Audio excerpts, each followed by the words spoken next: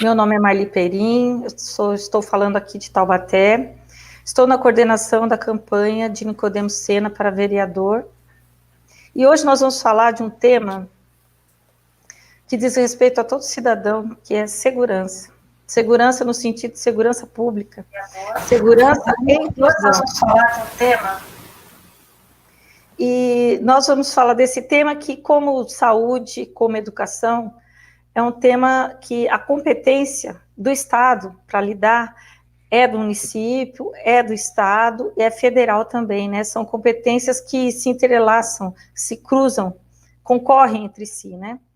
E isso, às vezes, nos deixa, como cidadãos, confusos, né? Porque se alguma coisa nos acontece, seja na educação, na área da saúde e da segurança, a gente diz, o problema é do governo, ou o mérito é do governo, se for uma situação positiva. Mas esse governo, a gente fica até confuso, é o governo municipal, é o governo estadual, é o governo federal, porque a competência, no caso, para segurança, para saúde e educação, a mesma coisa, são dos três poderes, se entrelaçam, né?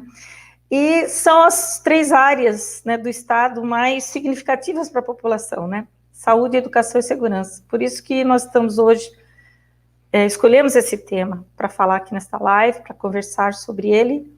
E eu vou apresentar aqui os nossos convidados, né? Primeiramente, o Luiz Antônio Cardoso, que é jornalista, escritor, ativista cultural e social, é presidente da Academia Internacional da União Cultural e da União Brasileira de Trovadores, seção Taubaté. Seja bem-vindo, Luiz Antônio. Obrigado, Marli. E vamos ter também na nossa live Nicodemo Sena. Nicodemo Sena é jornalista, é escritor, é formado em Direito pela Faculdade da Universidade de São Paulo, curador do Espaço Selvagem aqui de Taubaté e candidato a vereador pelo Partido dos Trabalhadores em Taubaté. Seja bem-vindo, Nicodemo Sena.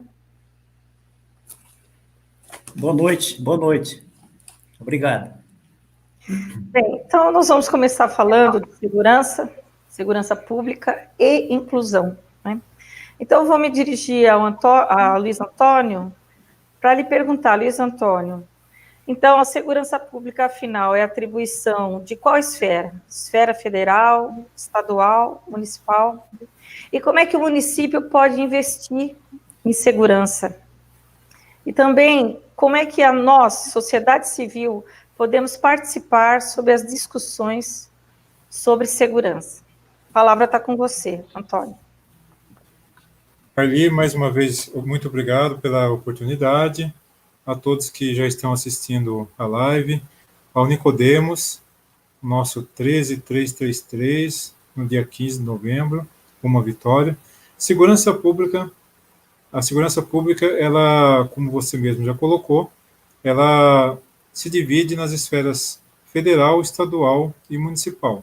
Então, nós temos a esfera federal, que ela é responsável mais pelo posicionamento das fronteiras, combater o tráfico internacional e também o interestadual de drogas, e a União também que faz o patrulhamento das rodovias federais e outros órgãos federais, como sabemos, vocês dois, inclusive, estudaram em universidades federais. Lá também é uma atribuição da Polícia Federal. Governos estaduais. Os governos estaduais, a segurança tratada nessa esfera estadual, e também, além dos 26 estados, o Distrito Federal, a segurança ela é responsável pelo policiamento extensivo, aquele policiamento que vai até a população para fazer aquela percepção da segurança como um todo, e também nas organizações, manutenção, etc., das polícias militar e civil. E qualquer outros órgãos que investiguem também os crimes, geralmente a cargo da civil ou com apoio da militar. No governo municipal, que é o que mais talvez nos interesse aqui, embora seja um trabalho conjunto, o que vai caber aqui para o governo municipal? Nós temos diversas áreas que o governo municipal pode adentrar. A prevenção da violência, né, por meio de instalação de equipamentos públicos como iluminação, câmeras. Nós sabemos que Taubaté já tem o COI, né? O COI ele tem câmeras instaladas em vários locais, mas sabemos que dá para aumentar muito mais isso, fazer algo muito melhor do que já está sendo feito. Nós temos também, já em Taubaté, uma guarda municipal, já é um bom caminho andado ter essa guarda municipal, basta fazer com que ela seja mais treinada e ela consiga efetuar seu trabalho de uma forma ainda melhor, né? Essa guarda municipal, ela faz a proteção dos bens, serviços, né, como um todo, e nós temos também um investimento em iluminação, que pode ser muito melhorado em Taubaté, pavimentação das ruas, e isso tudo em algumas cidades que foram realizados, tivemos uma diminuição muito grande em vários crimes, como, por exemplo, os assaltos. A segurança pública como um todo, ela faz toda essa participação administrativa, né, das cidades, e o chefe do executivo, no caso da cidade, o prefeito, ele é responsável, e Taubaté, nós sabemos que temos também essa Secretaria de Segurança Pública, mas falta implementar um pouco mais, com um plano melhor municipal de segurança pública, que já foi, inclusive, colocado na eleição passada para o prefeito, e pouco foi feito nesse sentido. Como o município pode investir na segurança? A segunda pergunta que você fez, Marli.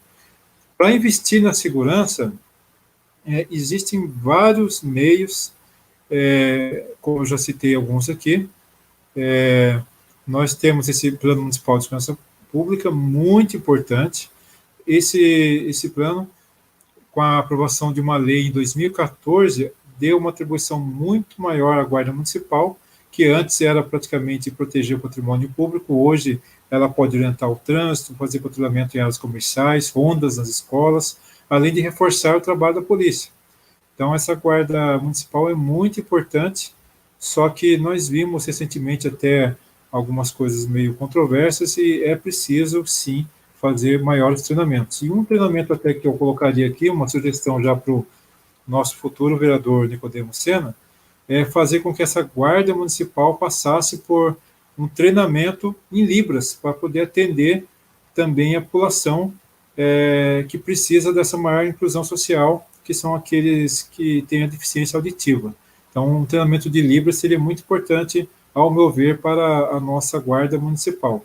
Não só a guarda municipal, mas o que está dentro da alçada do município, e o vereador pode cobrar da esfera pública competente, que é o prefeito, seria a guarda municipal, né? E as vias públicas em boas condições, já falei. Então, pulamos agora para a terceira pergunta, para tentar me encaixar no tempo. A sociedade civil deve participar das discussões sobre segurança, né? Como, né? Existem várias formas também. Nós temos em Taubaté, já há muito tempo, um conselho, né, comunitário, que é o CONSEG.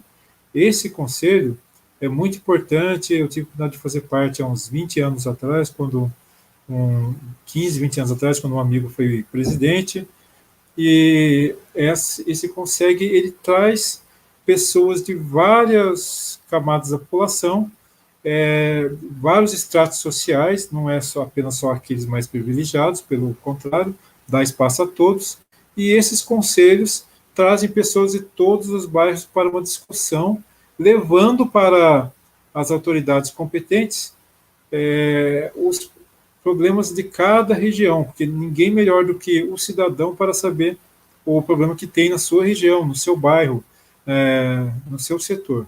Então, é muito importante essa organização que já existe na cidade de Taubaté, que deve ser melhor fomentada e ser dado mais espaço para que ela realmente trabalhe e funcione. E também existe uma outra forma, que são os fóruns municipais de segurança pública. Esses fóruns municipais, eles atuariam diretamente como canal de comunicação entre a população e agências responsáveis pela segurança. Quais são essas agências? As polícias, a própria prefeitura, a segurança através da sua Secretaria de Segurança Pública, em último caso, até mesmo o prefeito municipal, e haveria essas discussões das demandas da população, e isso é algo realmente muito importante. E também tem outros tópicos que vão ser falados ainda, tentar trazer mais movimentos sociais, que será falado agora posteriormente, né? Também a juventude, e tentar integrar a sociedade como um todo. Os idosos, trazer toda a sociedade, não ficar restrito apenas ao que um ou outro vereador coloca ou que o prefeito deseja. Então, seriam essas colocações iniciais, Marli. Sim, sim, Luiz, pois é, quando você fala na questão da prevenção, né, da juventude, né, há muita situação em que a população, quando é abordada, né, duas posições. Tem os que consideram os policiais verdadeiros paladinos, né, defensores, né, da população, mas tem outra parte também que vê os policiais como agentes de repressão, né, que vêm para reprimir o cidadão. Então, é um binômio, né, de discussão da segurança pública, né, a prevenção e a repressão, o que é que vale mais, o que interessa mais, né. Nesse sentido, eu te pergunto, então, na sua opinião, os policiais, os agentes da área de segurança, eles seriam vilões ou seriam mocinhos? E como combater a criminalidade com prevenção, né? Como, através da cultura, do lazer, proporcionar inclusão e prevenir a criminalidade. Os movimentos sociais também, né? Como fazer o elo entre segurança e inclusão com a ajuda, com a participação dos movimentos sociais. Perfeito, Marli. Primeiramente, os policiais, né, você perguntou como os agentes da área de segurança, os outros agentes, se são vilões, né? Qual que é a minha visão a respeito disso? Infelizmente, hoje em dia, existem algumas coisas que temos visto na mídia, dentro da área de segurança, que causa muita polêmica e é muito mal vista as polícias, os próprios agentes de segurança penitenciários, dentre outras profissões, né? Na verdade, eu não vejo nem como herói, nem como vilões.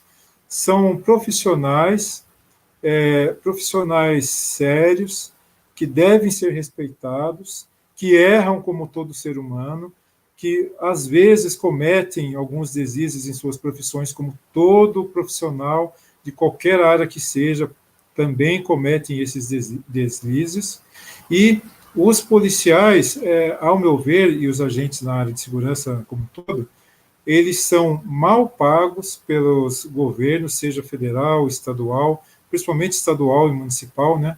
Federal ainda paga um pouco melhor, e são mal pagos, mal valorizados, pouquíssimo valorizados e precisam muito de terem uma visão melhor para eles. Então, na verdade, muitas vezes, aquilo que a gente vê acontecer é falta de um treinamento mais eficaz. Então, não estou dizendo que não existam pessoas que se satisfaçam com algumas atitudes pouco menos humanitárias. Lógico que existe, nós sabemos que tem pessoas que acabam indo para esse lado porque gostam de fazer aquilo. Mas são poucos dentro da polícia, dentro dos agentes da área de segurança. Na verdade, são pessoas que precisam ser realmente valorizadas, e isso é premente, e no caso aqui municipal, da esfera municipal, caberia mais a Guarda Municipal, o olhar do nosso querido amigo Nicodemos, ele que está se colocando como candidato e com certeza sairá vencedor, para dar um olhar diferenciado para a área de segurança e para os policiais aqui em geral. Na verdade, uma esfera que eu não vou adentrar muito, mas só um comentário para vocês entenderem, a esfera estadual, a qual eu trabalho, a esfera estadual, o policial, ele, por ser mal pago, ele tem que fazer os chamados, entre aspas, bicos, né, nas suas folgas, ao invés de poderem, nessas folgas, ficar com suas famílias, com suas esposas, com seus filhos, entes queridos, fazerem seus hobbies, praticarem seus hobbies, eles têm que trabalharem em dobro para ter uma vida um pouco mais confortável na área financeira. Então, é algo que deve ser visto também na área municipal e algo realmente que deve ser dado uma urgência total. Como combater a criminalidade através da prevenção e da cidadania, né? Você comentou aqui do esporte, lazer, cultura, né? Servindo como meio de inclusão e prevenção à criminalidade. Nós sabemos que a criminalidade, hoje em dia, o governo, na prevenção a essa criminalidade. Então, qual que é o papel do gestor público? Tanto o executivo, que é o principal, e o legislativo, que tem que cobrá-lo. É você realmente fazer a repressão que é necessária, mas também prevenir. E como prevenir da maneira mais eficaz? Temos vários exemplos de sucesso em vários locais, que eu não vou citar aqui nenhuma cidade, estado específico, embora até tenha alguns dados nesse sentido, para não desfocar a nossa campanha aqui, o nosso candidato Nicodemo Sena, né? Então, por exemplo, nós temos programas de educação nas escolas, algo importantíssimo que deve ser feito, que deve ser trabalhado. Esse programa de educação nas escolas, trabalhando na elaboração de medidas que visam a redução das ações violentas. Ou seja, no caso da esfera municipal, pode ser levada a guarda municipal a fazer mais ainda o que já é feito nesse sentido. E também nada impede um convênio com a Polícia Militar, que temos um comando aqui em Taubaté, o 5º BPMI, para que os policiais também estejam mais presentes nas escolas. Sabemos que já existe alguns programas, não podemos ser também desonestos e não falar do que já existe, de sucesso, como é o caso da PROERD, né, da Polícia Militar Paulista, e só que aumentar mais isso ainda, fazer esse contato maior com a nossa juventude, com os nossos adolescentes, nossas crianças. Temos muito a ser feito com programas de profissionalização. Quanto mais profissionalização, quanto mais lazer ao lado da profissionalização, nós vamos ocupar esses jovens no período extra-classe. Dessa forma, o que a gente vai evitar? Vai evitar que eles se aproximem de atividades ilícitas, vai também fazer com que eles fiquem longe, mais longe das drogas e outras atividades quaisquer aí de forma ilícita. Nós temos também os menores infratores, né, na cidade. Nós sabemos que a cidade tem um ou outro programa direcionado a eles. Temos lá o Lar Santa Verônica, que tem um trabalho muito interessante voltado a esses menores infratores, que eu já tive a oportunidade de ver bem de perto. Mas ainda é muito pouco, deve ser feito muito mais, e deve ser feito com uma forma muito mais acolhedora, não que lá não seja, lá é ótimo, mas tem que ter uma responsabilidade maior da prefeitura, a prefeitura tem que encampar melhor e de forma mais eficiente esse tipo de abordagem junto aos menores infratores, para que consiga recuperar esse pessoal. Nós, como humanistas, sabemos que o ser humano, enquanto há vida, há esperança na melhora. Então, eles são geralmente pessoas vindas de pais no crime, né, crime organizado, muitas vezes, às vezes não o crime organizado, mas crimes isolados, e são pessoas que nasceram com uma realidade diferente. O que resta a nós? Mostrar uma outra realidade e dar uma chance a essas pessoas. E também uma coisa muito importante, que foi feito também há alguns anos atrás, uns 20 anos atrás, eu tive a oportunidade de participar até como voluntário, que é a utilização das escolas no finais de semana para projetos culturais, sociais, educativos, de lazer, de esportes e de aprendizagem profissional. Eu fiz parte como voluntário na Escola Judite Campista César, na Vila São Geraldo, escola, inclusive, qual eu estudei. Mas, infelizmente, quando um governador que criou morreu, o outro, que era vice, assumiu e manteve. Quando o outro governador, que veio após, do mesmo partido, por incrível que pareça, pelos detalhes que eu dei, vocês já sabem quem são esses três, esse outro governador, ele reduziu em 90% a mais o número de escolas abertas no final de semana. Em Taubaté caíram para 3 escolas. Hoje eu não sei como que está esse problema, mas foi muito reduzido e é algo muito importante que ajuda muito a distanciamento da criminalidade. Quanto ao papel dos movimentos sociais, né, fazendo esse elo importantíssimo entre a segurança e a inclusão. Quem melhor do que aquela pessoa que está no meio da sociedade, dentro de movimento, defendendo esta ou aquela bandeira, seja movimento negro, seja movimento LGBT, seja um movimento partidário, sindical, um movimento mesmo cultural, quem melhor do que essas pessoas, esses movimentos, para saberem a realidade da segurança de sua região, de seu bairro, de sua comunidade, de seu setor, e ajudar nessa inclusão social daquelas pessoas mais necessitadas. Então, é fundamental esse papel dos movimentos sociais. Depois, eu tenho certeza, eu já estou, acho que, estendendo o tempo, eu vou deixar para o Nicodemos, quando a Marlia abrir para ele complementar esse tema, que eu tenho certeza vai trazer algo muito importante para nós. Certo. Muito obrigada, Luiz, pela sua colaboração no tema.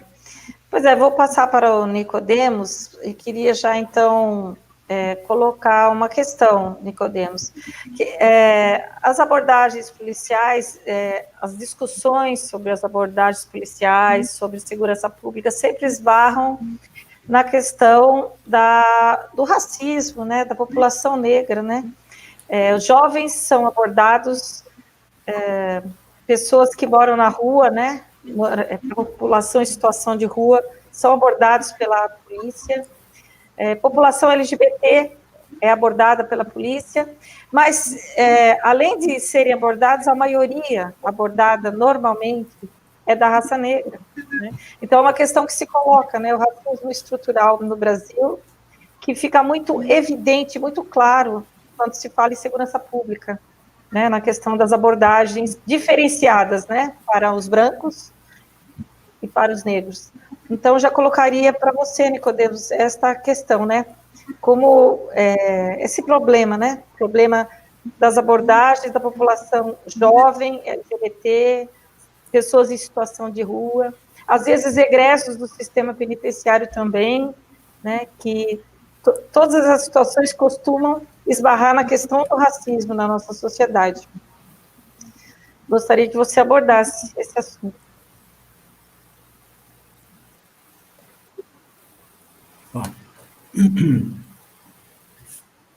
Bom, obrigado, Marli, por introduzir essas perguntas muito pertinentes, interessantes, ao Luiz Antônio, e também obrigado, Luiz Antônio, por participar dessa live e trazer essas informações, esses esclarecimentos, essas reflexões tão valiosas, né, para quem está nos assistindo e para nós próprios aqui. Como tem pouco tempo, né, eu vou ter de aprender a ser breve, né, mas é profundo, é muito complexa essa questão. Eu vejo assim, essa situação que você colocou, Marli Perim, é uma situação muito recorrente, do cotidiano, né, das populações das grandes cidades, principalmente das populações das grandes cidades. Isso tem atingido muito a população afrodescendente, nossos irmãos afrodescendentes, e as chamadas minorias, né? E de minorias não tem nada, né? Na verdade, é grande contingente de população que muitas vezes tem de se ocultar para sobreviver à violência, né? Uma violência gerada pelo sistema social, né? E que coloca, assim, numa posição muito vulnerável, né, os policiais. Eu concordo com o Luiz Antônio quando ele reflete de que o policial que exerce a violência, né, ele é como como que uma vítima também desse sistema social.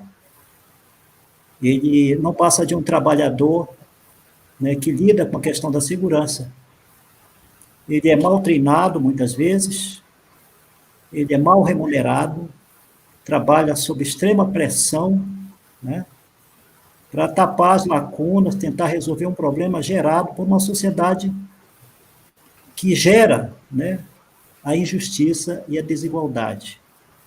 Então, eu creio que a questão é muito mais profunda, né?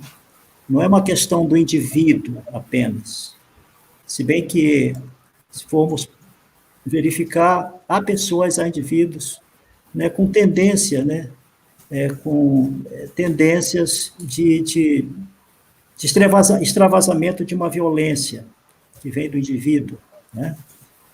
Mas eu creio que as causas geradoras mais importantes vêm do sistema social desigual, né?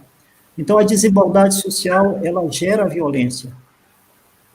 A desigualdade social é reflexo de uma sociedade injusta, organizada para beneficiar alguns, né? Uma sociedade em que alguns, nós sabemos que esses alguns, no caso brasileiro hoje, absurdamente, é mais ou menos 3% da nossa população. Nesses 3%, há grandes milionários, né? Muitos bilionários.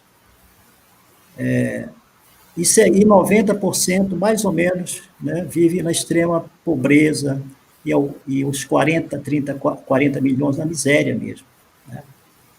Os governos reformistas, democráticos populares do ex-presidente Lula e de Dilma Rousseff tentaram, de alguma forma, né, minimizar esse fosso que existia entre os proprietários dos meios de produção, e aqui eu tenho que dizer quem são eles, tem de dar nome aos bois, né? São os donos das terras produtivas e improdutivas, que muitos são latifúndios improdutivos, né? Os donos das fábricas, isto é, os industriais, os grandes comerciantes, os tubarões do comércio, e os financistas, né? Que é essa classe que ganha muito dinheiro sem plantar uma couve, sem produzir absolutamente nada, né? E que, infelizmente, hoje estão no controle da economia mundial, pelo menos a ocidental, né? E no Brasil, hoje, capturaram o Estado. Eles estão mandando quase que sem entrepostos, né? São os grandes beneficiários da política econômica deste governo que está aí. A eles tudo, ao povo nada. Ao povo, R$ 200 de auxílio emergencial pela vontade do senhor presidente. R$ 600, que é uma miséria. Quem vive com R$ 600 no nosso país? Mas, mesmo assim, R$ 600 foi uma conquista de deputados e senadores aguerridos que conseguiram, né, digamos assim, conseguiram essa proeza, né, de ver aprovado R$ 600 lá. Então, a desigualdade social gera a violência. A desigualdade social é fruto de uma sociedade injusta, de um sistema econômico organizado para beneficiar alguns, os proprietários dos meios de produção. E aos trabalhadores, hoje, praticamente a maioria dos trabalhadores, ou grande parte, milhões, estão desempregados, deixaram até de ser trabalhadores, de exercer atividade econômica, né? E isso gera violência. Isso é a causa matriz, é a causa principal, é o principal fator criminológico, né? É a desigualdade social, que gera a fome, a miséria, né? Outro fator muito importante, né? E este sim, que tem a ver com o comportamento das pessoas, com o racismo, com a misoginia, né? Com tudo que é comportamento de ódio, né? Discriminação, Isso vem da ignorância. Um ser humano ignorante, né? Um ser humano inculto, não lapidado, né? Um ser humano que cresce como besta no campo, sem freio, egoísta, pessoas egoístas, que também é fruto desse sistema. Um sistema que coloca na Constituição a propriedade privada dos meios de produção como algo sagrado é um sistema que gera, né, incentivo ao egoísmo, em todos os sentidos. As crianças são educadas para isso, né? Nós vivemos num sistema que reproduz esse egoísmo, né? Um sistema concentrador de renda, concentrador de terra, concentrador de capital, concentrador de poder, excludente, que exclui as pessoas de tudo que é participação, né, na vida social. Esse sistema, né, não interessa a ele um sistema educacional de qualidade. A esse sistema não interessa o ensino público, né, o ensino público gratuito. O ensino público gratuito é uma coisa muito boa para as classes trabalhadoras, que não têm suporte econômico, não têm renda, não têm, né, ganho, para colocar seus filhos em escolas particulares. Então, esse desprestigiamento, esse sucateamento da escola pública universal, onde todos podem se matricular, fazer, né, que era uma coisa muito importante, que vinha sendo fortalecida no país antes de 1964, né? Esse ataque à escola pública é um ataque de um sistema desagregador, um sistema que exclui a maioria da população, do povo, né, da vida nacional. Então, a educação, para mim, é muito importante, muito importante. Eu, como vereador na Câmara Municipal de Taubaté, aqui no âmbito municipal, eu digo que o país se assenta sobre municípios, é no município que nós vivemos, que as pessoas vivem. As pessoas não vivem no Estado, o Estado é uma ficção. As pessoas não vivem na federação, a federação é uma ficção, né? É um arranjo jurídico. Agora, no município nós vivemos. Nós vivemos na rua tal, nós temos o número da casa, né? Nós temos o bairro, nós temos alguém que administra essa cidade. Essa pessoa que administra uma cidade tem muita importância, né? Ela pode, sim, fazer muita coisa, para o bem e para o mal das pessoas que vivem nessa cidade. E o que nós temos em Taubaté é uma educação precária, como, aliás, em todo o país, né? É fruto dessa visão, né, de uma classe burguesa, uma classe elitista, uma classe que pensa, né, não pensa como nação, pensa o país como uma empresa, né? Uma empresa em que existe uma classe que é 90% da população para trabalhar num regime semi-servil ou semi-escravo. E eu repito que a Lei Áurea foi abolida em 1988, mas a escravidão continua. E essa escravidão se chama escravidão assalariada, né? O salário mínimo no Brasil é um dos menores do mundo. É menor até que o salário mínimo em muitos países de economia menor da América Latina. Então, isso é uma vergonha, né? Mas, como nós não vamos, certamente, mudar o sistema político, o sistema econômico deste país em 15 de novembro, não dá para pensar isso. Eu gostaria, né, que 15 de novembro fosse decretado o fim do capitalismo no país, o fim dessa classe minoritária que pode determinar preços, que decreta, né, uma vida de miséria aos trabalhadores, que é a classe da burguesia, a grande burguesia. E não estou falando aqui a classe média, não estou falando aqui os pequenos comerciantes, não estou falando aqui os pequenos proprietários, eles também são vítimas desse sistema, são enganados pelo sistema. Em 15 de novembro, muitos desses pequenos, que sonham em virar tubarões e serem também exploradores do povo, vão estar do lado dos poderosos. Mas eles também são vítimas desse sistema, porque a pequena propriedade simplesmente está ficando impossível no país. A economia familiar, a agricultura familiar praticamente é inviável diante do poderio do agronegócio, e por aí vai. Então, nós temos de investir muito em educação.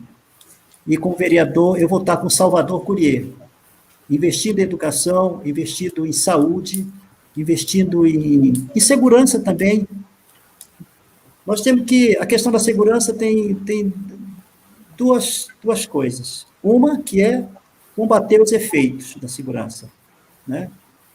O Luiz Antônio falou várias medidas muito importantes que nós vamos fazer de tudo para implementar na cidade, né? Mas tem também a questão de fundo da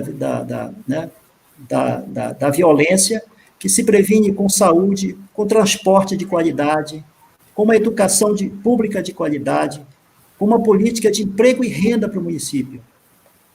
O desemprego está agraçando o nosso município, é fruto da política desastrosa, né, desse governo federal, mas é também fruto de muito da falta de habilidade e competência do prefeito para articular as forças vivas da economia do município para gerar emprego e renda, né? Nós temos uma proposta aos comerciantes da cidade. Salvador Courier tem conversado com o setor do comércio de Taubaté, né? Nós queremos fomentar o comércio em Taubaté, sim, né? Criar condições para que as pessoas voltem a comprar, para que haja emprego, haja renda aqui no município, né? Porque é só assim, eu creio, que nós vamos estar realmente prevenindo a violência e a criminalidade em nosso município. Mas, do ponto de vista prático, imediato, nós temos que ter uma proposta, né? Vamos ganhar a eleição, sem dúvida, vamos ganhar essa eleição, porque não é possível Taubaté continuar mais 4 anos na mão da mesma família, uma família que vai se perpetuando, né? Quando não é membro da própria família, é um secretário, é alguém do governo que vai, né? E estamos vendo que vai acontecer, né? Eles querem que aconteça isso de novo, né? Hoje eu andei pela periferia de Taubaté e vi, né, durante 8 anos esse prefeito está aí e não fez as coisas que quer fazer agora, no último mês. Asfalto para cá e não sei o que para cá, né? Mas a população está muito esperta. Hoje conversei com muitas pessoas, em vários bairros de periferia, São Gonçalo, né? O sítio Tangará, de perto, por exemplo, hoje, e a quantidade de cidadãos morando precariamente, com iluminação falha, com uma empresa de ônibus que está, me parece que há 70 anos aqui no município, virou um monopólio intocável, e a gente deve perguntar por quê, se o transporte é tão ruim. As pessoas dizem que ali na São Gonçalo, Sítio Tangará, demora 2 horas para passar um ônibus, 2, 3 horas, em plena cidade. Como é que pode isso? Eu vi num poste 10, 15 gatos. Gatos. Um cidadão que não pode ter na sua casa uma ligação direta, né? É transformado num criminoso pela situação em que o município está. São cidadãos, trabalhadores, que vivem com dificuldade, honestos. E uma senhora falou assim, olha, aqui é R$100 quase toda semana, porque esses gatos dão problema, e eu preciso chamar uma pessoa que entende para consertar. E ele cobra R$100 cada vez que ele vem aí. E a família, e o chefe da família está desempregado. De onde ele vai arranjar R$100? Né? Então, a gente vai lá embaixo, lá onde está o povo sofrido, né? E a gente vê esses problemas. Mas na esquina dessa rua, onde está com todos esses problemas, né, o asfalto chegou há poucos dias. Depois de não sei quantos anos que a população estava reivindicando esse asfalto. Né? É evidente que isso é um lance puramente eleitoreiro. Nós viemos aqui para acabar com isso. Porque nós não vamos deixar para fazer obra no último mês, ou asfaltar só as ruas principais da cidade, como está acontecendo, para iludir o povo. Né? Então, nós temos projeto imediato, investir em sistema de inteligência, melhorando e ampliando a capacidade do Centro de Controle Operacional do Sistema Municipal de Segurança Pública Integrado, com as polícias militar, civil, científica, corpo de bombeiro, departamento de trânsito e transporte, Defesa Civil e outros, elaborar em conjunto com a sociedade, nova legislação e integrar todos os sistemas privados de monitoramento do COI. O COI é o Centro de Controle Integrado. Restaurar, reorganizar e ampliar a Guarda Civil Municipal. Luiz Antônio já tocou nesse assunto muito bem. É importante, né? Melhorar o funcionamento da Guarda Civil Municipal, que é muito importante a Guarda Civil. Transformando a Guarda Civil Municipal numa Guarda Civil cidadã, né? Com operação organizada por bairros da cidade, de modo que a população conheça os seus guardas civis, estabelecendo laços de amizade e confiança entre cidadãos e guardas municipais. Isto é, tirar o caráter repressivo, meramente repressivo da Guarda Municipal, ela ser mais um agente de prevenção educativo da população, estar junto da população, e com isso vai ter a colaboração da população, certamente, né? O cidadão vai confiar na Guarda Civil Municipal, porque vai ver nela uma amiga, não alguém simplesmente para reprimi-la ou multá-la, ou agredi-la, como muitas vezes acontece. Para isso, o Guarda Civil Municipal tem que ser bem remunerado, bem treinado, bem educado. Que eu tenho certeza que essas 3 palavras, bem remunerado, bem educado, né, vai ao encontro dos anseios dos guardas municipais, né? Com isso, nós teremos, certamente, né, uma guarda municipal aparelhada, apetrechada, né, capacitada, né, a lidar com a cidadania, em que o cidadão não seja visto, né, como um delinquente, como um inimigo, né, a ser contido e abatido. Quer dizer, nós temos que mudar completamente a lógica, né, desse sistema. Construir uma prevenção contra a violência, capacitando os seres humanos a lidarem com seres humanos. Isto é, uma política humanista, né? Não uma política repressiva, violenta, né? Que vê o povo como inimigo, que vê o pobre como problema, né? Que vê os homossexuais como pessoas sem alma, que devem ser abatidas de qualquer maneira, né? Não. Nós queremos uma cidade mais alegre, mais justa e mais fraterna. E outras medidas preventivas imediatas que nós vamos fazer se chegarmos lá. Por exemplo, nós apoiaremos o Conselho Municipal de Segurança Pública. Isso é programa do Salvador. Eu estou lendo aqui alguns itens do programa do Salvador, né? Alguém vai dizer assim, mas isso é o prefeito, não é o vereador. Mas eu vou estar com Salvador Courier. O grande problema da política brasileira é que o povo vota no presidente, vota no prefeito e no governador, e não vota, né, nos deputados, nos senadores e nos vereadores, né, que vão, digamos assim, encaminhar, né, no legislativo as propostas de lei vindas do executivo. Porque o prefeito precisa, para implementar o seu programa de governo, transformá-los em políticas públicas, ele precisa de leis. Tudo é feito da lei, dentro da lei, no regime democrático. Então, o Salvador precisa de vereadores na Câmara Municipal. Então, eu participo, eu assino embaixo que Salvador Courier, né, trouxer para o município, que eu tenho certeza que ele tem o melhor programa de governo para Taubaté, né? O Salvador vai implantar o programa Praça Segura, com a instalação de câmaras e garantir a presença da Guarda Municipal em todas as praças da cidade, né? Eu acrescentaria construir mais praças. Taubaté tem poucas praças. E as que tem estão abandonadas. Mato, né? Rato, até escorpião a gente encontra nas praças de Taubaté.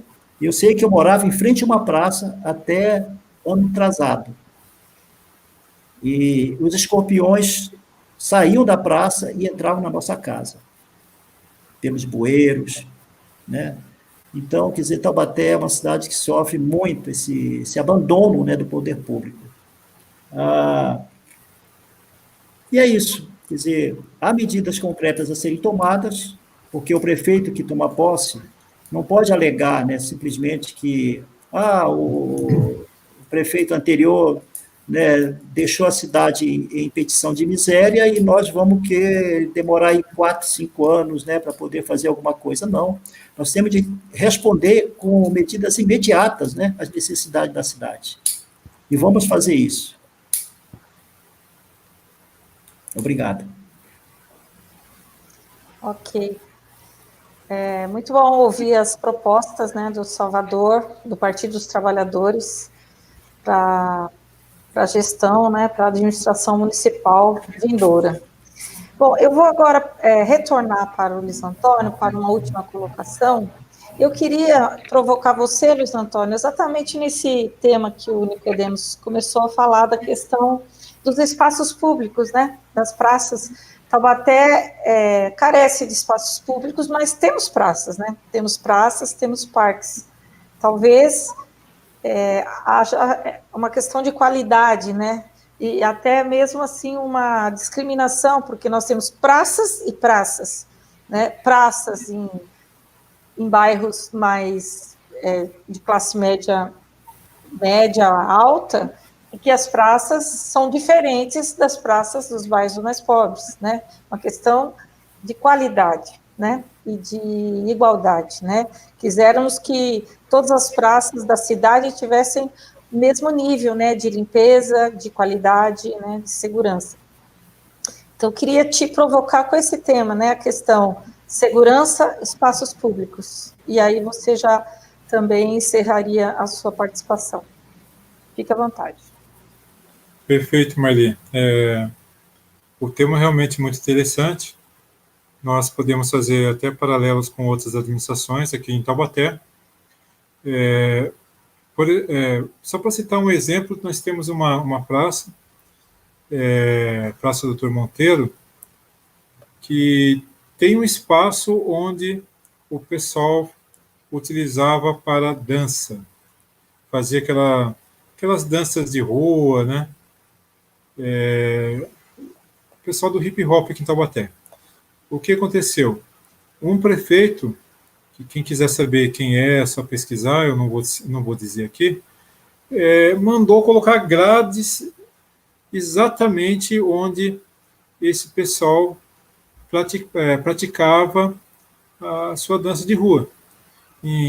Inclusive, na época, eu entrevistei no programa que eu tinha Literatura, na TV Cidade Taubaté, e foi denunciado isso até no nosso programa da TV, que a prefeitura mandou cercar justamente, ou então, com uma coincidência enorme, aquele local onde aquelas pessoas faziam aquilo.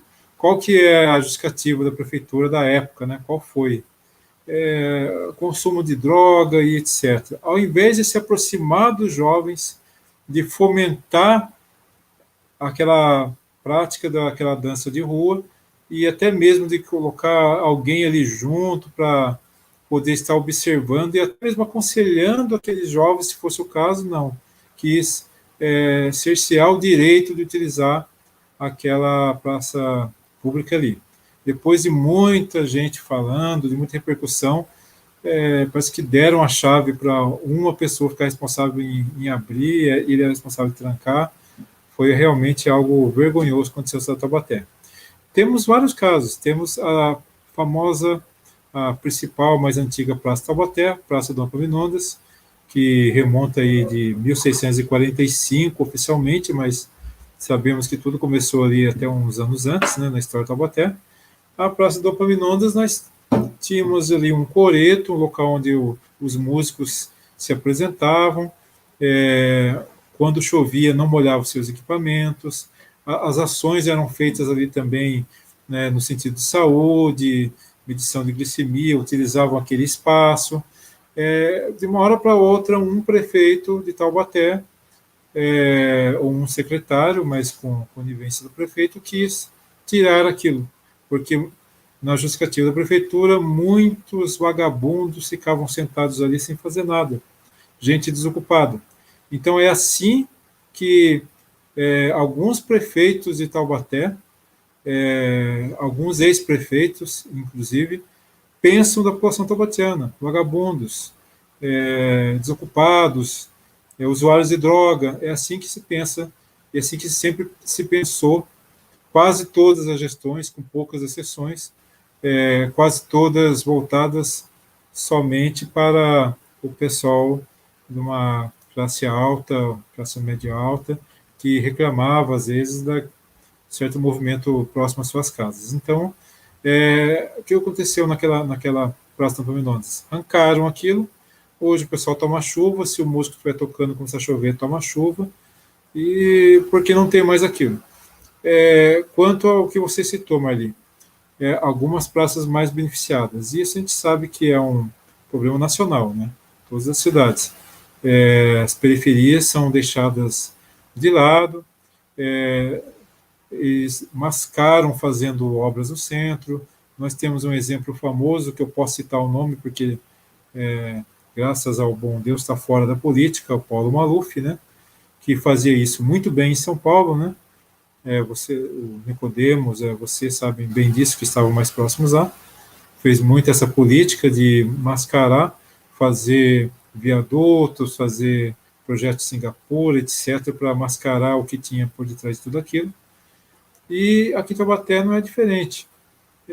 Nós temos uma Praça Santa Terezinha, com um posicionamento ostensivo, que eu já cheguei a ver mais de 5 viaturas ali na Praça Santa Terezinha, enquanto outros locais de Taubaté totalmente largado, porque não aparece, porque o pessoal que sai da missa da Praça Santa Terezinha, a população do centro, ali ou dos bairros mais próximos ali, poderiam ver a polícia ali, a periferia não importa para eles.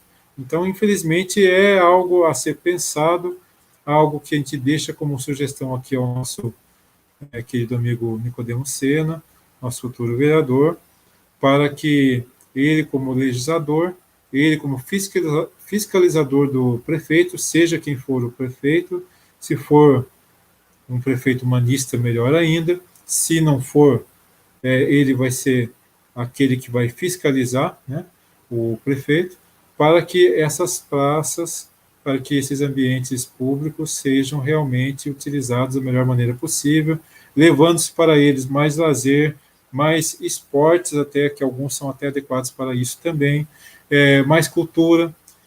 Nós já fizemos saraus em praças em Taubaté, dá para fazer muita coisa no âmbito cultural, literário e artístico dentro das praças, e também outros tipos de ações que dá para fazer numa praça. E lembrando aqui, como já foi lembrado em outra live, mas nunca é demais lembrar, a praça é do povo, assim como o céu é do condor. Isso sabemos, versos belíssimos do poeta dos escravos, Antônio de Castro Alves. E as considerações finais, Marli. Primeiramente, agradeço a oportunidade de estar contribuindo de alguma forma, mesmo que modesta, aqui para a nossa live, né? Agradeço a você pela mediação, muito bem feita, como já falei aqui no privado para você. Agradeço também ao Nicodemos, né? E espero tê-lo como a nossa voz dentro da Casa de Leis Taubatiana. Precisamos de uma pessoa realmente com ideais humanistas, uma pessoa que realmente queira fazer a diferença para a cidade de Taubaté. Faz tempo que Taubaté carece de um vereador com esses ideais. Isso eu falo abertamente a qualquer um que seja, que os 19 que estão lá, que se ofendam comigo à vontade, eu falo abertamente. Faz tempo que Taubaté carece.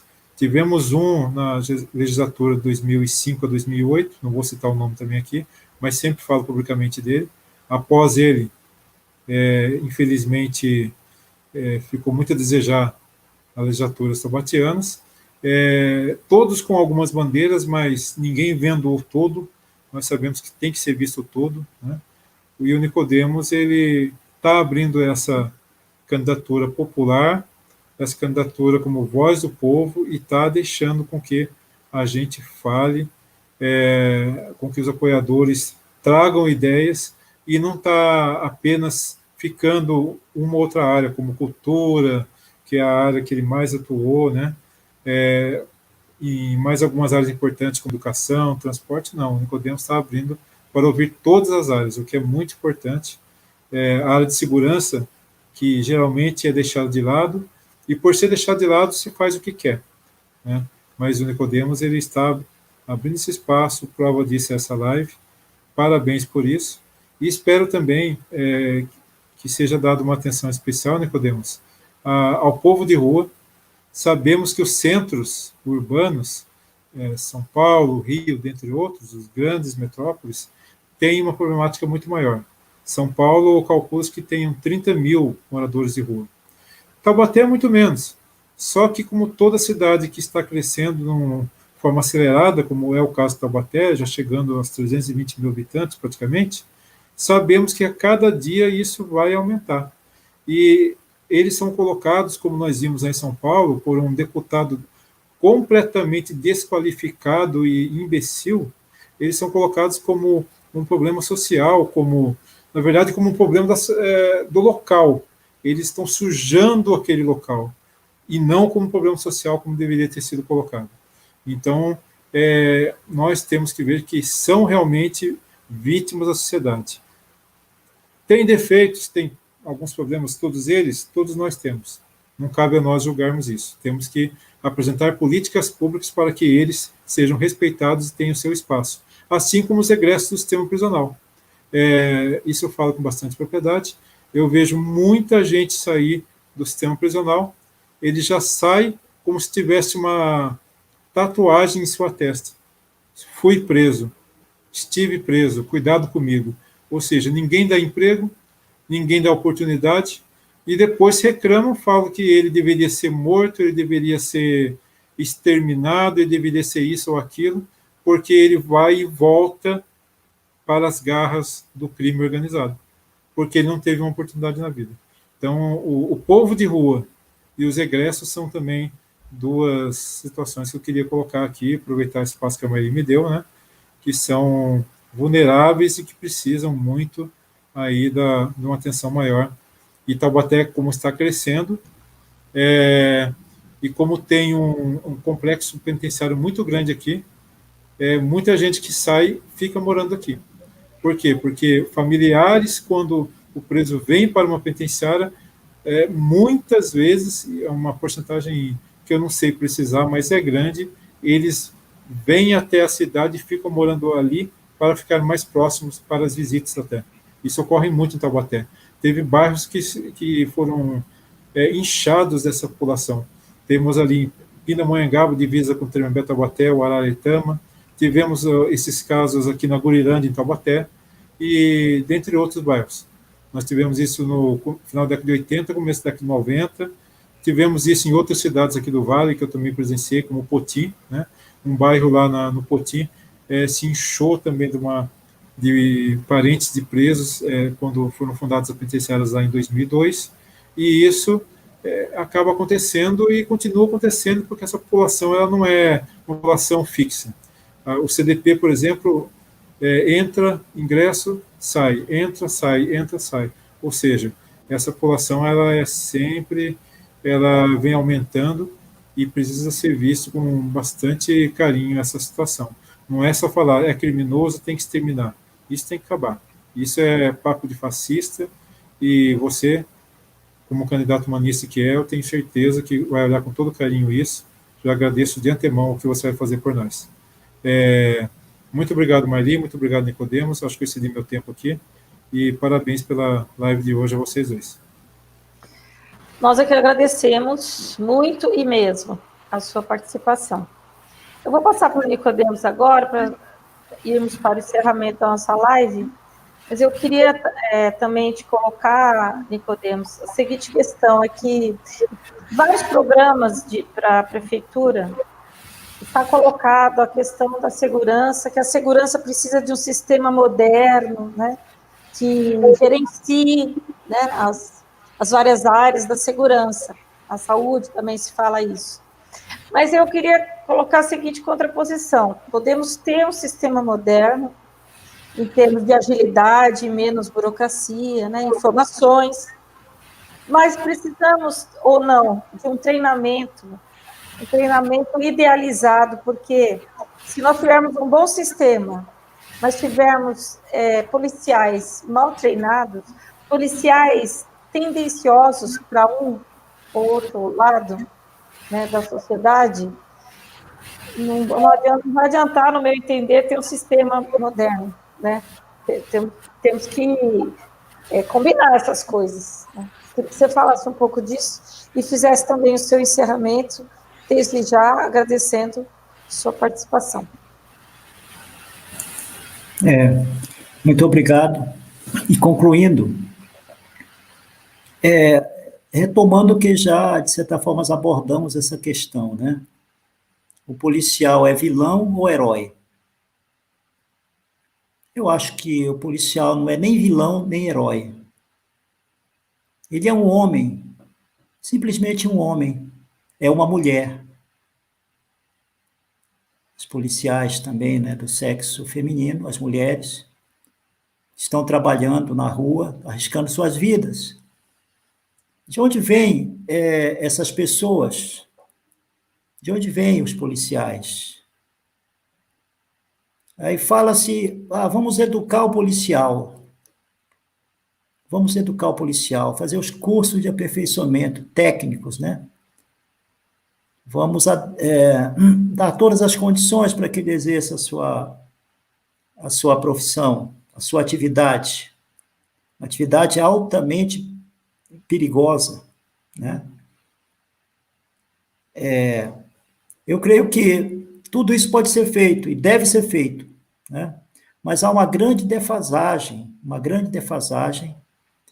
e esta eu acho que muito difícil de ser, digamos assim, superada ou resolvida, né? Que é o fato de que esses cidadãos, esses nossos irmãos que trabalham na rua, arriscando suas vidas, né? Muitos deles tombando em serviço, deixando órfãos, deixando viúvas, muitas vezes à míngua, né? Porque o mesmo Estado que trata mal o policial, que remunera mal o policial, que não prepara o policial, né, para ser um elemento importante para a sociedade, de pacificação, não simplesmente de extermínio, né, é o mesmo Estado, né, que não deu condição de vida aos pais desse policial. Todos eles vêm das classes menos favorecidas. Todos eles, talvez com raras exceções. Eu estou falando aqui dos soldados, dos cabos, dos sargentos, né? Provavelmente a situação dos oficiais é outra. Muitos devem vir já de uma classe média, né? Mas eu não digo privilegiada, mas uma classe média em melhores condições, né? De colocar seu filho em condição de fazer um vestibular para o Barro Branco, para uma escola, né? Que prepare os oficiais da polícia militar, da polícia, né? Mas o grosso das pessoas que estão na rua lidando com a violência, né? No fogo cruzado, e lutando, né? Para serem dignos na sua profissão, com pressão de baixo para cima, muitos deles acabam até com problemas, né? Tendo que se afastar com problemas para tratamento psicológico, psiquiátrico, né? Não suportam a pressão. Muitos deles vêm, a maioria deles, provavelmente, há estatísticas disso, eu não tenho aqui os números, mas certamente há, vêm das classes populares. São filhos de trabalhadores, filhos de operários, né? São de famílias sobre as quais pesa toda essa carga, né, de discriminação, de abandono, de desprezo que as elites têm com o povo brasileiro. Então, eu, Nicodemos, não tenho problema nenhum de me relacionar com policiais, tá? Eu admiro os policiais, a sua coragem, sua valentia, sua garra, de saírem, né, para uma sociedade violenta, extremamente desigual, uma sociedade do salve-se quem puder, né? E não saberem se vão voltar vivos para casa. E grande parte deles não volta para casa, né? Deixa filhos chorando, viúvas chorando. Então, eu acho que a questão é muito mais complexa. Nós teríamos que mudar todo o sistema social para que nós tenhamos uma família digna.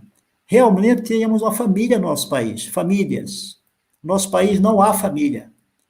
Há família burguesa, a família dos ricos, né? A família de quem tem condições de ter família.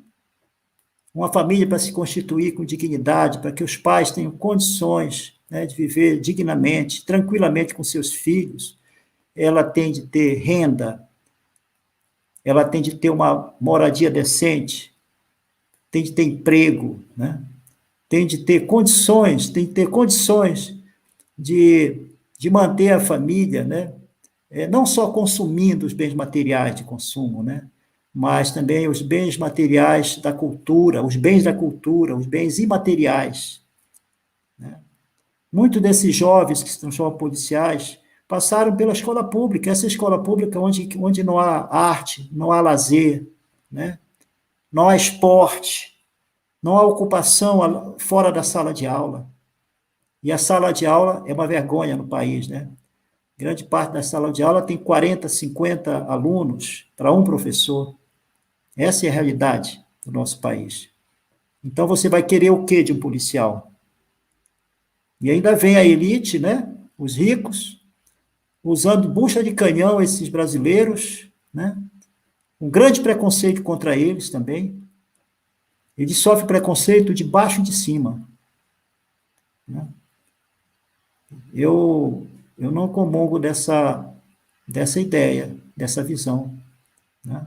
Eu, como vereador, farei de tudo para que os guardas municipais e todos os agentes de segurança no nosso município, quer sejam municipais, estaduais ou federais, sejam tratados com dignidade. E no âmbito, né, dos poderes, né, e das prerrogativas de um vereador, eu estarei junto de todas as forças e todos que estiverem interessados em melhorar a vida desses profissionais e suas condições de trabalho, né? Então, é isso que eu acho, né? Nós participamos dessa luta política pensando longe, pensando alto e pensando longe, pensando um Brasil nação de verdade. Só a nação quando todos, né, são acolhidos dentro dessa mãe terra, do berço natal. Não apenas algum. O território brasileiro, o patrimônio brasileiro, a riqueza do nosso, a produção que é coletiva, que é social, feita pelos que trabalham, os trabalhadores, né? Ela tem que beneficiar a todos, não só os banqueiros, não só os industriais, não só os fazendeiros, tem que beneficiar o homem que trabalha no campo, tem que beneficiar o operário, tem que beneficiar o comerciário, né? Tem que beneficiar o bancário, tem que beneficiar o operário, a professora, né? Tem que beneficiar todos os trabalhadores. Aí sim, nós teremos uma sociedade justa e fraterna. Isso é uma construção coletiva que mal começamos a fazer. Mal começamos a fazer. Aqui em Taubaté, nós temos que lutar contra a oligarquia local. Essa oligarquia, eu já falei, essa oligarquia é tataraneta dos barões do café. É gente de cutelo e baraço. Cutelo e baraço. Está acostumado a tratar o povo como boi, como escravo, né? É por isso que os bairros de Taubaté são abandonados, né? São, na mente dos senhores que mandam nessa cidade, esses bairros periféricos é como uma senzala, né? onde as pessoas têm que estar empilhadas, mal iluminadas, mal transportadas, mal alimentadas, né? Nós vamos entrar estamos lutando e vamos entrar na Prefeitura de Taubaté e na Câmara Municipal de Taubaté para construir uma nova história, colocar esse povo no mapa, trazer os artistas, os artesãos para o palco, trazer o povo, né, para o lugar que lhe cabe, a praça é do povo. Eu sonho em ver a Câmara Municipal como um ponto turístico de Taubaté, não visto como um lugar de corruptos, mas um ponto turístico. Os visitantes querem conhecer a Câmara de Taubaté, onde todo dia vai ter uma atividade ali, cultural, artística, né? Onde as pessoas vão lá porque gostam de estar lá. Os debates políticos de alto nível, não como se vê hoje, né? Pessoas sem a mínima condição de estar representando o povo estão ali. Esse é meu sonho como cidadão de Taubaté. Moro aqui há 15 anos e quero ficar aqui até o último dia da minha vida aqui nesta cidade. Porque aqui no Vale do Paraíba eu tenho filhos aqui, né? Aqui é minha pátria. Aqui é minha cidade. Obrigado pela oportunidade, Marli, de estar falando desse tema tão complexo, tão importante aqui para as pessoas de Taubaté. Ok. Bem, pessoal, vamos encerrar aqui a nossa live de hoje. Agradeço a todos os ouvintes. Quarta-feira, dia 28, vamos fazer uma live sobre um tema que foi falado aqui que a praça é do povo, né? Então, o tema de quarta-feira, agora, dia 28, às 20 horas, vai ser Arte na Rua, a Praça é do Povo. E a gente espera vocês, tá bom?